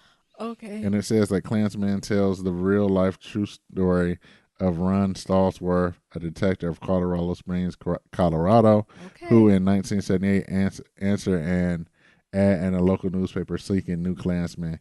Who he not only gained membership but rose through the ranks to become the head local chapter. Hold on, where the fuck was I when this story? What year was this? 1978. Oh, okay. But what's his name? Stallsworth. How did the story end? Ron Stallworth. Stallworth, who is black, was able to gather all sorts of intelligence by pretending to be white, by pretending to be a white supremacist on the phone or via other forms of correspondence, but sent a white fellow officer in his place for any in-person meetings during his undercover work. He managed to sabotage several cross burnings and other activities of the notorious hate group. That's it? Yeah. Look, I want True to the Game revenge. Right. You ain't gonna shoot him up, honey? What you ain't gonna fuck his wife? I didn't even know that story. Me either. You know what?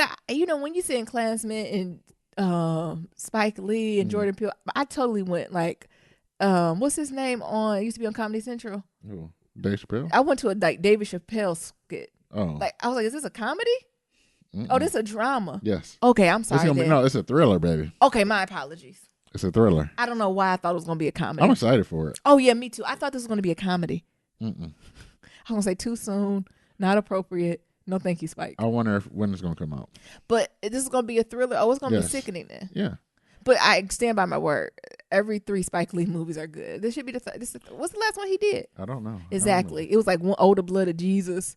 But my question, did the movie that he ever had a GoFundMe for? Not GoFundMe. It's on Netflix. Older Blood of Jesus, when he talking about them vampires. It is? I'm not making this up. It's already on Netflix? Yes, because I watch every black movie that come out. Damn, I put my money on that. I ain't getting an email or nothing, Spike. Well, you know. Damn. I paid my $5. Oh, I'm trying to see. Oh, Lord, the Negro spiritual come up when I Google it. But continue. Okay, we're gonna change. And another thing in black news, which I thought was dope and I had to bring it up, was Spelman has opened up its doors. I'm not done talking about Spike. Okay, what else you want to talk about Spike? I wanted to tell you this Older Blood of Jesus that came out. Okay. Because I have to reiterate Spike Lee and his. It wasn't GoFundMe. What was it? It doesn't matter. Damn, Kickstarter. Spike, I ain't getting no email. Oh wait, he got some other stuff that done came out. Oh, he got something called Two Fist Up. Michael Jackson movie. Where I been? Oh, here the one I was talking about. It's called The Sweet Blood of Jesus. And it's on Netflix. Yes, I've seen it. Oh, The Sweet Blood of Jesus. How was it? I'm gonna watch it tomorrow. I'm gonna give y'all a Sweet Blood of Jesus recap for Wednesday. Trash. That's why you never talked about it. Well, what was his previous past 3 movies? Spike Lee. That's what I'm saying. We're right on time for it. So we got. I'm gonna give you his last 4 because Nets is gonna be the better one. Okay. So it's something called Two Fist Up. I don't know what that's about. I didn't even know about this. Two Fist Up. It don't even got no summary. Is it out yet? Yes, 2016. Okay. The other one is Michael Jackson's journey from Motown to Off the Wall. That's like a documentary. I think I've seen that one. Chirac. Okay. And then Older Blood of Jesus. Okay. That's what I'm saying. Bad. This would be good. Well, I can't even get it out. In your eyes, when was his last good movie? Malcolm X. No, I'm just joking. His last movie, Old Boy. Old Boy. Yeah. Okay. Old Boy was his last movie. Red Hook Summer was good. Miracle Saint Anna was all right. Inside Man was good, But his last good film, Old Boy. Old Boy. Okay. Anything else you got on this? I'm excited to see it. I see every black film. I know you don't. Even if it's good or bad, it doesn't matter. I'm just telling you, Spike has a trend. He's like Mary J. Blige. I don't even know what that means. You know, y'all out there know what I mean. What's the next story? So moving on. Another thing I just mentioned, Spelman has opened its doors to transgender Good, money. Finally. Good. You know, 2 years ago. Hold on, wait. They opened their doors, so they were declining transgender students? I guess so. Get the fuck out of here. That old shit. Finish the story. That's bullshit. Well, you already took my joy. Oh, I'm sorry. In a recent, so this has been happening for it's 2 years or a year and so in the making. their president was, trying to assemble a task force to investigate, if making a change is a good decision, or bringing in transgender women. So in an open letter, they confirmed that Spelman will start to accept transgender women from now on. And she make a statement that I'm not going to read, but it talk about how Spelman does not admit male students, including those who identify or live consistently as a man, regardless of gender, assignment, birth. If a woman is admitted or transitions to a male while at Spelman, the college will permit that student to continue to matriculate and graduate from that point on. Okay. Yeah. I'm like, JC. Okay. I know you're happy. You give them their props. Yeah. Shout out to them. Yeah. But see, okay, let me do it. Then you give them another shout out. We're going to give them a shit sandwich. This is what I'm talking about on higher ed, right? Mm-hmm. These are supposed to be places of progression, openness, free expression. And Spelman just come with this shit talking about we going to allow them in. Sis, what year is this? It's 2017, Donald Trump, the motherfucking president. You think your issue is accepting a transgender student on your campus? You think that's the issue? You had to assemble a task force for that shit. Yep. That's crazy. That's crazy, and it took way too long. And first of all, what do they mean they're accepting their first transgender student? There's been transgender students on Spelman's campus. Come on. Bye. I don't believe in rewarding people for shit they should do, just like I don't reward you for taking out the trash. This is what you're supposed to do. You're an institution of higher education. You should be accepting all students who identify as women.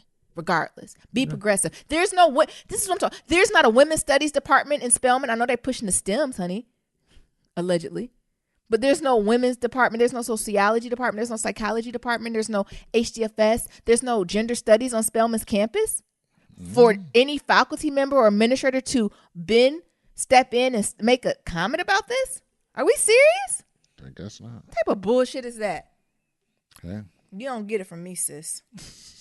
So I know they mentioned... You get it from Neon, but you don't get it from Naomi. Well, shout out to Spelman.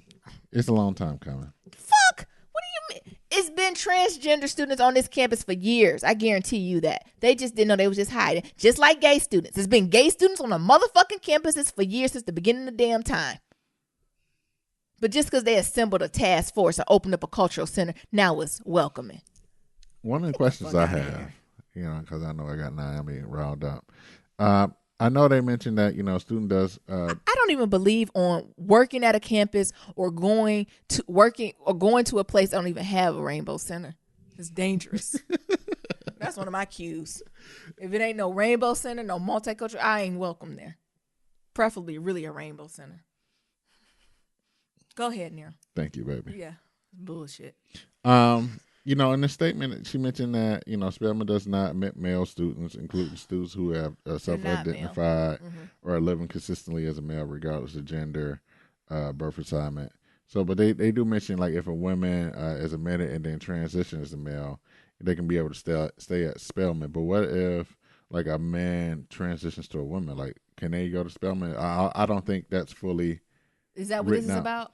I'm just asking. I thought that's what this is says. So this is just if you was a woman. This is like in the statement. It doesn't full.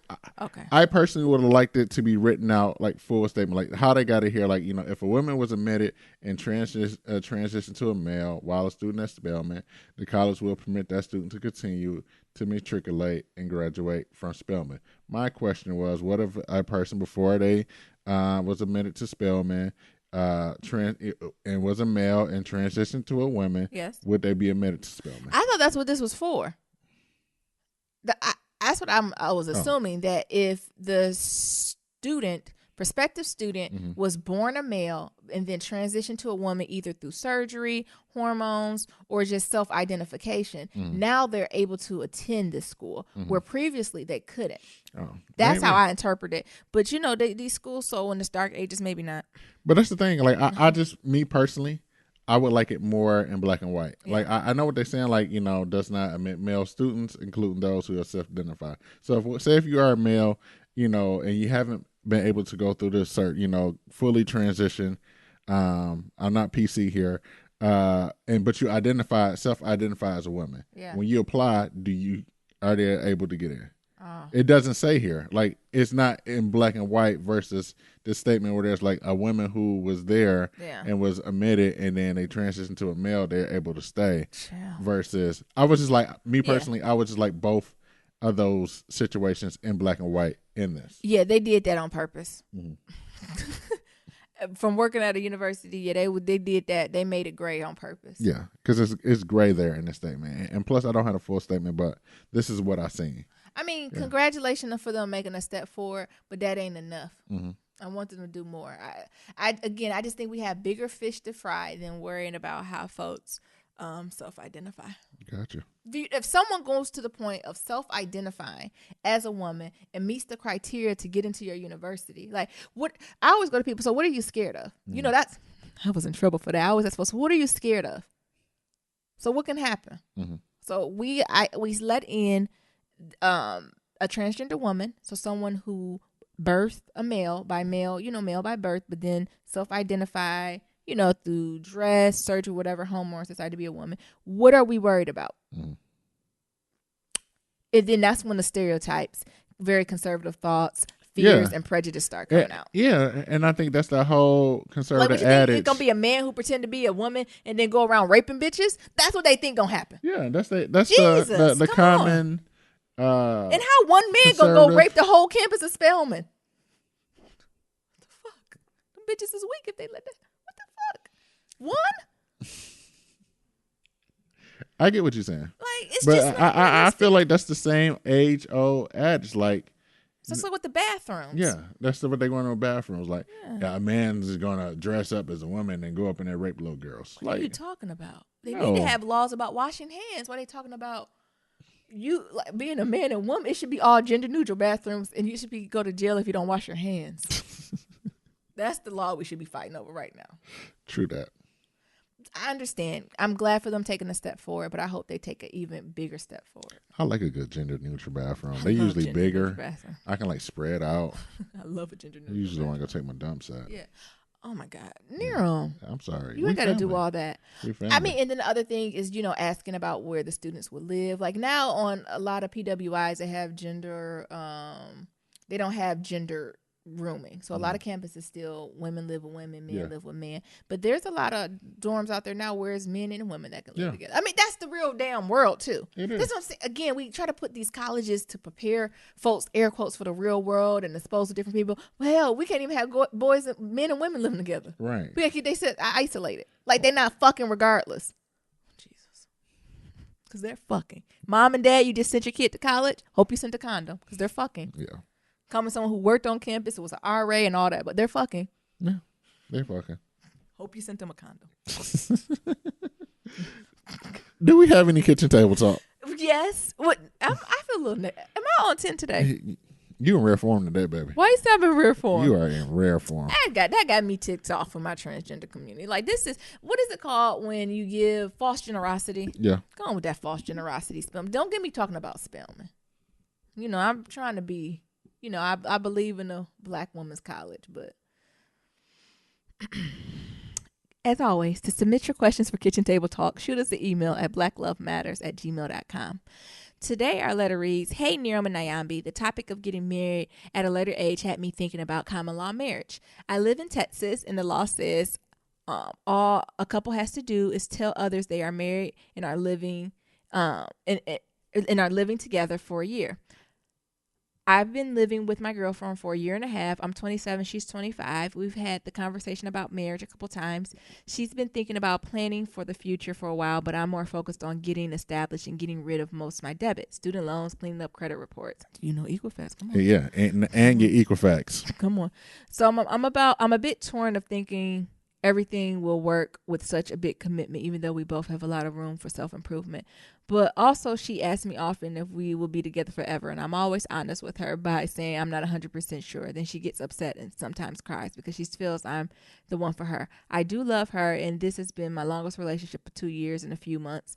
But I want to make sure we are good for each other, and we do have chemistry, but I don't feel it's strong enough to get for marriage yet. So my question is, should we agree to common law marriage in a couple more years or wait until we're sure about getting married? Yeah. Hell no. Hell to the no. What's that Instagram to the no. Hell to the no. no. Dog. The thing about common law marriage is that if y'all break up, y'all still gotta go through the divorce You still proceedings. gotta go through the proceedings. Y'all still gotta go through all the proceedings of being divorced and like actually being married. What's that song from the 90s or 2000s? It's I cheaper want to the keep her? kid, Oh. the dog. Oh. I want it all. Oh, You're nothing nothing but a liar, a a cheater. cheater, a deceiver. Heartbreaker. Yeah. No, man. Especially when I'm looking at this and you're not even 100% sure that y'all gonna be together forever, and she crying and all that other stuff, breaking her heart. I feel like that's a sign right there that you need to wait it out and see if this is really what you want. Hold on, let me look at this. You say you're gonna go check your receipts, make sure. So right. y'all have already been together for about a year and a half, yeah, and you really don't know that she really the one, and you're gonna be here forever. You got 6 more months. Yeah. And then you either need to because you're in your mid-20s. Yeah. You know. Nigga, you about to turn 30. Yeah, you about to hit the check box. Yeah, so you about to hit that 30 mark. So you got 6 more months to figure out if y'all going to be together, is she the one? Yeah. And if not, you need to go ahead and break up with her. Because she ain't the one for you, and you ain't the one for her, and y'all just wasting your time. Y'all just shacking up or just being roommates. So, but what I think this hits on the question, as you get older, it's a difference. It's a difference between having good companionship with someone and really having chemistry, longevity. Like it's a difference. Yeah. And I understand what the sis brother is saying, because this person is probably a good person. Does that make sense? Yeah. And on paper, really good and hasn't done anything wrong. But if you don't got that gut intuition that I can't even get, that's that black love we're talking about, that you the one, is me and you, I don't need nothing else. If you're not getting that, it's not worth it. It's not worth it. And I even think about going back to the movie. So, me and Naomi was talking about this whole thing with Lafayette was like, shit, she on her own. And Naomi was like, Nira, would you come back and get me? I said, yeah, I'll come back and get you. Yeah, we said the same. Yeah, and she's like, yeah, I'll come back and get you too. Yeah. So, you got to think about it like that. If you in a situation and old girl get kidnapped and you the drug lord, would you go back and get her? And the answer is no, you go ahead and leave her ass alone. Yeah, answer that. Now, don't say it out loud to her. So you got to think this is Nira. So you a drug lord. You push millions and millions of that dope, right? And then your arch rival come and steal your woman. And he telling you to me, it's a setup. So somebody gonna die in this situation. Is you gonna let that bitch die? Or do you think about letting her die? I think if you think about letting her die, right, you need to let her go in real life. Just go ahead and let her go. I know we're kidding, but no, it's too much of a big step. Yeah. Do that idea of common law marriage? Then it might start leading down a pathway that you're not ready to go into. No. So if you do this common law marriage, that means this is your wife or your husband. Yeah. And that's different than being a boyfriend. Yeah. In the eyes of the law, y'all married. Yes. Like, even though it's common law, y'all ain't went through a proceeding. Like, y'all married, so y'all still got to go through all that. So, yeah, it might come with the benefits of, having that marriage, quote unquote. But, you still got to go through all the other stuff. And it's difference of being a boyfriend or a partner versus being a husband and a wife. Yeah, I completely agree. And even the aspect you're talking about, like student loans, clearing up some credit card debt. Like, if y'all haven't even had that conversation as a couple yet, and, you're still young, you got some time, that's stuff you want to clear up now. Yeah, because, those are real conversations you need to have. Like I was telling y'all, like I had money saved up and I was like, Nyambi, this can be wedding ring and wedding, or it can be a house. Yeah. And she chose house. So, these are the type of conversations that you always need to be having with your partner to figure out, A, where she stand on this. Because, you got student loans and trying to clear up debt and things of that sort. Like, those type of things will affect you trying to get a house, trying to get a car, trying to get a job, depending on which job you at. Yeah. So, those are things that, if you need to do the self-work and do self-improvement, and I'm really all about, working together and things of that sort. But sometimes you got to worry about yourself. Yes. And if you personally feel like I'm not real, like you personally don't feel like you're husband material until you get these things situated, Don't do it then. I would say in the letter sound like bro, sis, cuz second guessing themselves. Yeah. If you got to ask bro, sis, cuz the answer is no. Yeah, exactly. That's nothing I've reached since I've hit this age bracket. Mm-hmm. Like when I'm thinking to myself or folks ask me things, I'm like, well, shit, if you got to ask. That's the thing. And it goes back to the whole thing. Like if it's not a hell yes, it's a no. Yes, I agree. If it ain't a hell yes, it's a no. Because also we talking about it. Then Russ's cousin didn't even say he about to do common law marriage. He said in a few years. So in 4 years, 5 years, right? What type of shit is this? A promise ring? Like I never believed in that shit either. I think in the early 2000s, late 90s, remember promise rings were really important. Mm-hmm. I don't even know fucking promise ring. Take that shit. Shove it up your ass. Remember my girlfriend's like, he got me a promise ring. Nigga, promise to what? To leave? The promise that he gonna be a nigga. He promised to always be a nigga no matter what. Right. So, and nothing wrong, for the folks who do got the common law marriage, give us some tips. But the thing is, I think the folks who have successful common law marriage are the folks who've been together for a decade plus. Mm-hmm. And got some life on them. Right. That's different. But this 1.5 years, y'all at that mid-20s, we both growing. Sis seemed fragile. Like, brush his cuss, seemed a little fragile, breaking and crying. Like, nah. And that's the thing. You can be crying, you can hurt. But after she heard you, or he or she heard you say this, did they ever come to you to say, well, what can we do to move this forward? Right. Like, that's what you do as somebody in a relationship. Because even when you're married, you're going to be a point where you're going to be like, I don't know if I want to be married to you no more. I don't know if I like you no more. And it's okay to be in that, work through it. But you always have to come to the person and say, well, how are we going to work through it? Right. And so if his cousin even come to you to say, well, what about some counseling, or, what could we do to, bring our relationship closer, or, just unpacking what you said more. Cause I'm actually curious what you mean when you said you're not sure. Yeah. So what are you not sure about? Like really unpacking what that statement means. I think those are some of the things that stood out to me that he or she ain't doing. Not that y'all not good people, but that's not y'all forever. No. You were placed in Bruss's cuz life for a reason. And maybe, again, y'all grooming each other's for y'all forevers. That's all it is. And it's nothing wrong with that. 2 years, I think sometimes folks just get it hung up on this time, and you've invested in people that you don't want to lose it. And it's okay. It was a lesson. Mm-hmm. Hell, I told you, what was being Mary J. Mama was with him for 40 years and said, that's all right. Mm-hmm. It was 40 years, a 40-year. That was a time frame, and now we move on. Right. And you live. Yeah. Stay and die, or leave and live. Jesus. You know that. I got to get that on the shirt. I know, right? But good you recognizing this now.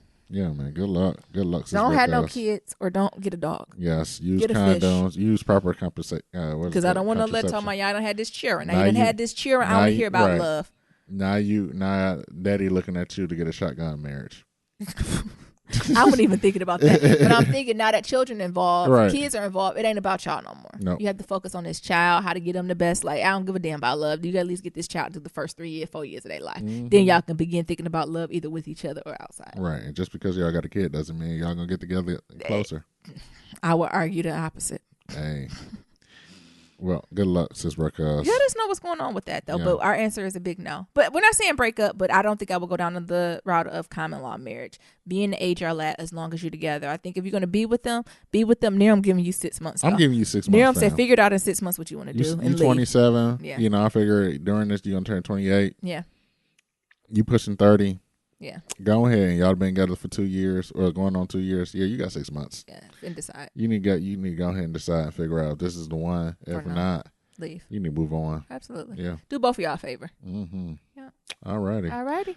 To submit a Black Love Story, go to blacklovematters.com/love-story.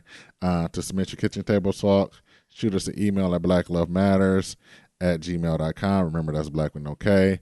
To leave a comment on anything, you can go to the blog, you can go to SoundCloud, or you can hit us up on our voicemail. That's at 508-784-1111. That's 508-784-1111. Talk to you guys later. And remember, love is ever evolving. Peace. Peace.